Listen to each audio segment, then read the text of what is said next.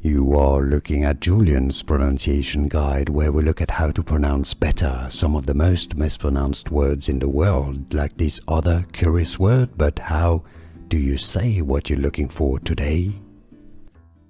Let's learn how to pronounce correctly this Japanese word meaning excuse me.